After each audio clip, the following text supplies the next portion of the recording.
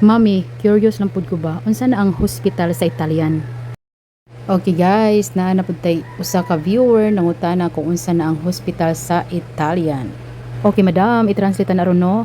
Og timing pud kaayo kay aning higayuna ning adto mi og hospital kay magpa-check up mi ni Daddy Italiano.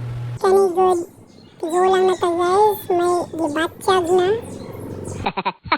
Magpa-laboratory dai mi guys no kay check na mo iyang cholesterol na daw ni akong Daddy Italiano nya ipa-check up sad na ko iyang bukton ug iyang kuan guys kani mga pula-pula murag allergy ra gyud ni siya guys.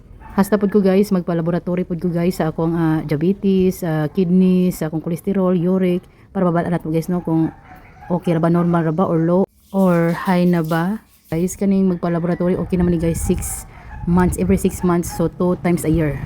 Importante jud na guys aron makabantay ta sa tuang kuan guys no sa tong health guys kung say problema sa tong health guys dili naman po nabugat kay guys kay every 6 months okay na siya guys magpa-laboratory o gani silang Daddy Italiano yun ani man gid ni sila dito sa Italy every 6 months din na sila magpa-check magpa-laboratory yun na guys.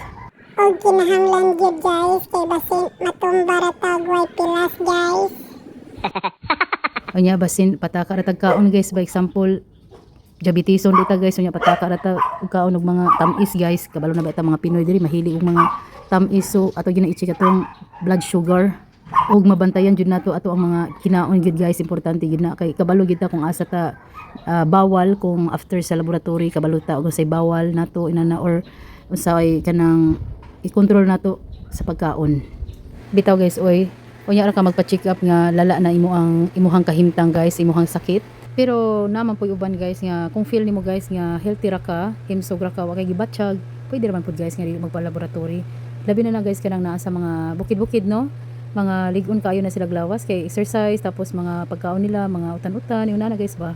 Makalangha pa gyud sila og nindot kaayo nga hangin, kanang fresco nga hangin. Dili pareho sa syudad guys nga dili na fresco ang hangin. Okay lang sa inyong balay nga sa tugkaran ninyo na mga kahoy-kahoy, yun na kay mag standby ka guys, makalanghap jud ka og fresco nga hangin no. Yun na guys. Pero dili man pud uban guys nga maka-afford pud ani laboratory no. Yun na guys no. Kay kanagong pigado pud kayo ta, yun na guys. Makasabot pud ana guys. Ato nang buhaton kanang magano na lang ta guys kanang amping na lang ta sa atong mga gikaon no, sa atong mga gikaon kay dira gina nato makuha ang mga sakit-sakit. Mukaon tag matamis di lang pasubraan, mukaon tag parat di lang pud pasubraan, mukaon tag mga aslom di lang pud pasubraan, yun na ram na guys. Dira ra man ta makakuha og mga sakit-sakit kung sobra ang imong mga kinaon, over na ba. Mo nagiingon nila nga basta masubraan ka, delikado. Sige na guys, ato nang i-translate ang hospital sa Italian guys no, kay inargi ko si Yawit dere guys. Ang hospital sa Italian kay ospedale. Okay guys, mao to siya guys. Og dili na lang ko to bakong video. Thank you for watching. Bye. Ciao.